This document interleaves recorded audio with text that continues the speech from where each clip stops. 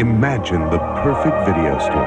It would have a great... Come, Max, meet my friends. Oh, there's a counter on this ball, so skip it. Genesis does. 16-bit arcade graphics. You can't do this on Nintendo. Genesis does.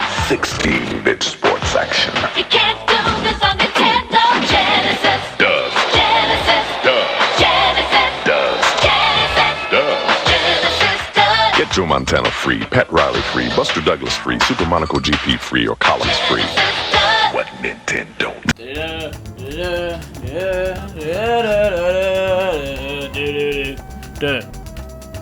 Hey Weaver fam, Weaver does games. We are doing a very different kind of video today. So, you remember this clip? Fuck you, Sega! Well, so do I. But now, how I'm feeling right now, recently, is... Love you, Sega! This right here is... a Sega Genesis! Holy shit! Yeah, this thing, pretty fucking dope, not even gonna lie to you. 16 bits right there? Do you know how many more bits that is than pussy-ass Nintendo? 8. Now, when we're looking at this thing, now, games, we've all seen the games, you've all seen my Sonic videos. Let's put up some clips. No! God damn! Where am I?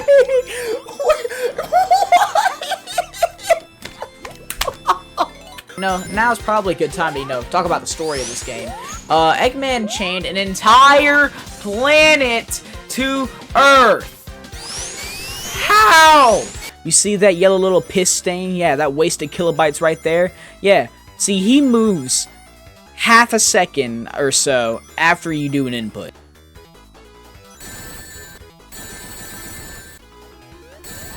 Not possible! Now this console has quite a bit going for it, realistically.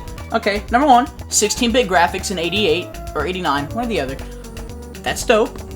That's fire. It's beating out Nintendo at the time, matter of fact. However, there were some stinker games. Nothing good came out. It was all Altered Beast and Alex Kidd. Whoever heard of them? Not me. And definitely not those guys over there that are crying, bitching, and moaning that I'm not talking about Alex Kidd. Now, this console has a few really cool features that even the Super Nintendo didn't have. Number one, every console around this time-ish had this. This console has a headphone jack, but not to this degree. Okay, well, first of all, take your headphones of choice. Use the phones that we use on the box, on the Xbox over there. Okay. Now, take that, you plug it right in here like so. Okay, pretty cool, pretty standard stuff. Now check this out. You can actually adjust the volume on the fly.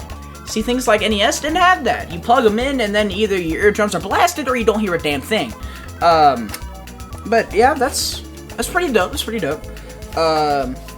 there is no eject button or anything on here. It's just the door, which does kind of suck, but I don't really have a problem. Okay, so here, let's take Sonic Classics, put that on the console.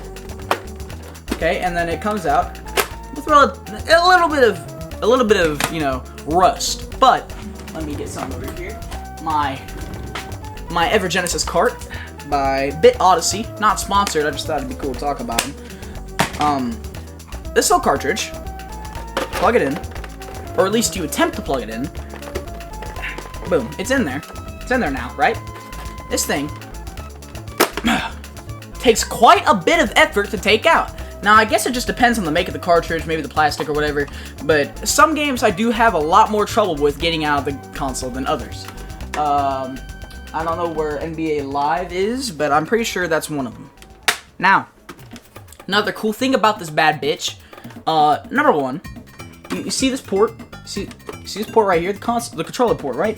And you take your Sega Genesis controller, and then you just, you take it, you make a mate, put the dick in the butt, and then boom, you're playing games. But I bet there's something you didn't ever think about. Let's look at the Atari 2600 controller. I got this for Christmas, so when I get a power cord for it, oh my god, the videos are gonna be great. Okay, so we got you know, your eight directions, your one button, okay? Now, what you're probably thinking, what does this have to do with the Sega Genesis? Well, check out this shit, okay? Here is, it says Sega on it. I don't know if you can really tell, but it does. There's the port, okay? Now here is the Atari port. Do you notice anything? They are both the exact same port.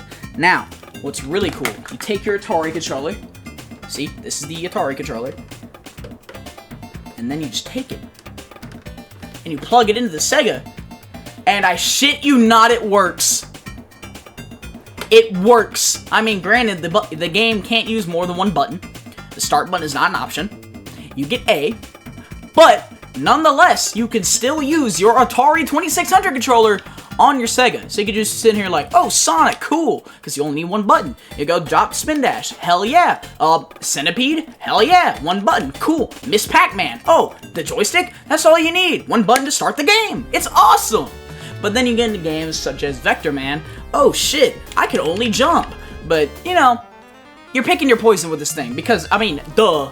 You see it only has one button. You can't really do anything else. There's no batshit button combinations to press A and B either.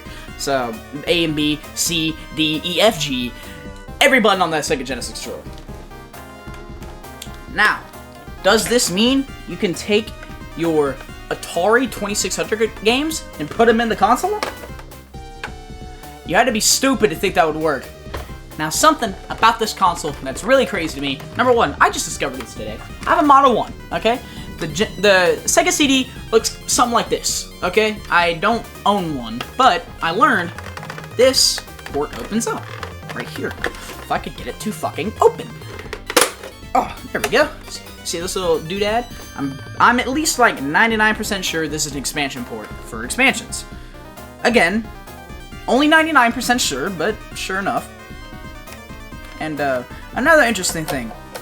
Sega, we all know them as a third-party publisher. And can you get back on the goddamn console? We all know Sega, nowadays, third-party publisher. We got Puyo Puyo Tetris, made by Sega on Nintendo.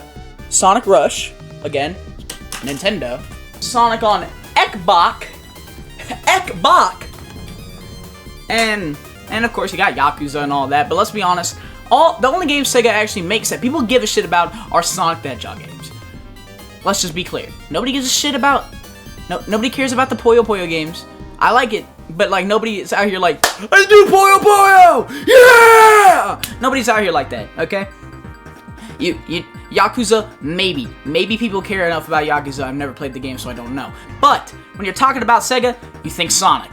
And it's kind of strange to me because guess what? Sega did have more consoles. Before that, they had the Master System, and then they had the Sega Saturn, which that flopped to hell. Fun fact, the Master System has yet to be discontinued. Same with the Genesis. In Brazil, they still make them because they're legally classified as toys. But what I have with me is, now this is really kind of getting off topic because this is a video just about the Genesis. But when am I ever gonna have an opportunity to talk about this again? Because I guarantee I'll never find a video cable for it or controllers. I have games and I have the console and a power cord. Here's the Sega Dreamcast. Look at that. It opens. That's cool. I love top-loading disc systems. Now you got the power button. 4 controller ports. That's about it. That's all I got to say about that. What is this? I never noticed there was an expand. Oh, hey, it's got an internet connection on this sumbitch. Oh, that's cool. Realistically, does Genesis does what Nintendo don't? Oh, no. Matter of fact, if you want more buttons in an NES controller, you actually have to go buy the 6-button controller just to have one less button than the Sega, than the Super Nintendo. Yeah, Super Nintendo, of course, 4 buttons. Look, let's compare the two. Okay, which controller do you think you could do more on? Because realistically, you can't just compare this to the NES because it's not fair. But this is where the real comparison is. Number 1. Nintendo, much more comfortable controller. I love the Genesis controller to death, but god damn it is this thing hot! Let's be honest, this controller feels just perfect. It's got the curves, you got the triggers you could use, your fingers can hit all the buttons with relative ease without having to reach across the goddamn Pangea. And then we got this fucking behemoth. It's huge. The curves are great, but near the bottom it like points out, and it's really hard to get a comfortable grip on it. Buttons, you have to reach across the entire goddamn nation, and the D-pad kind of sucks. And then just start, no select. So, granted, the controller ain't the best. The 6-button controller, don't own one, but they look pretty comfortable. They really do have a weird Xbox 360-esque D-pad, where it's not really a D-pad, but it is. But nonetheless, that doesn't really matter. Who really cares about the controller if the games suck? And honestly, the Genesis has bangers! It has Castlevania Bloodlines! It's got all the Sonic games that you could ever want. You got Sonic 1, Sonic 2, Sonic 3. 3D Blast is honestly kind of good. You got Spin... We don't talk about that one. You got your Super Ghouls and Ghosts. That game's hard as balls, but it's aight. Contra Hardcore. That game is fucking hard as hell, both in difficulty and just being all around tough. But I mean, there are stinkers. Like I said, Alex Kidd, Altered Beast. You got the Bart Simpson games. Those games fucking suck. We'll get to those eventually at some point. You know. And you got, of course, the shitty licensed games, but every console had that. But all in all, I would say Nintendo has the stronger first-party support. You know, you got Mario, Zelda, Kirby. You got fucking, who else? You got F-Zero was a brand new thing. You had Super Castlevania 4. You had Rondo of Blood. Even, and depending on who you ask, it's called Dracula X. And if else who, depending on your ass, it's called a piece of shit. But I mean, it's got first party back to fucking back. You got your goddamn Mega Man X. You got fucking Mega Man Soccer. God damn it, they were going batshit insane. They were thinking of everything. Sega, I mean, they got Mega Man, Wily Wars, and it's just a remake of the first 3 NES games, I do believe. There's, of course, Contra Hardcore. There's Castlevania Bloodlines, Super Ghouls and Ghosts. But Super Ghouls and Ghosts is also on Nintendo, so. Yeah. That's really all I have to say about the Sega Genesis. I love this console to death. I bought this with my very own money at the ripe age of 12 years old. On my birthday, this console was $50. And then I got, the controllers came with it, the video cables and all that, and then I bought like 5 games for $50 total as well, including, of course, Sonic Classics Collection, which has Sonic 1, 2, and Mean Bean Machine, the greatest puzzle game on planet motherfucking Earth! But should I have bought any other console, or maybe just some better games overall? I could have bought Modern Warfare 2. I could have bought some World at War, the Halo games, just to collect them. Not because I play them, but just to have them. But did I do that? No. I bought this thing. And, you know, honestly, for a long time, it was collecting dust, because 5 games is not enough to sustain me. But, you know what? I got a flash cart. It's got every Sega Genesis game, almost, released in the US, Europe, and Japan. And it only takes up 2 gigabytes. There's still half of the damn storage on this cart. Thank you, Grandma, for that for Christmas. But I think that would be it. And What Nintendo? see ya. I'm going back to my underverse. You can't do this on Nintendo Genesis. Does. Genesis. Does. Genesis. Does. Genesis. Does. Genesis does. Get Joe Montana free, Pat Riley free, Buster Douglas free, Super Monaco GP free, or Collins free. Genesis does. What Nintendo? Buy a 16-bit Genesis system between now and October 31st.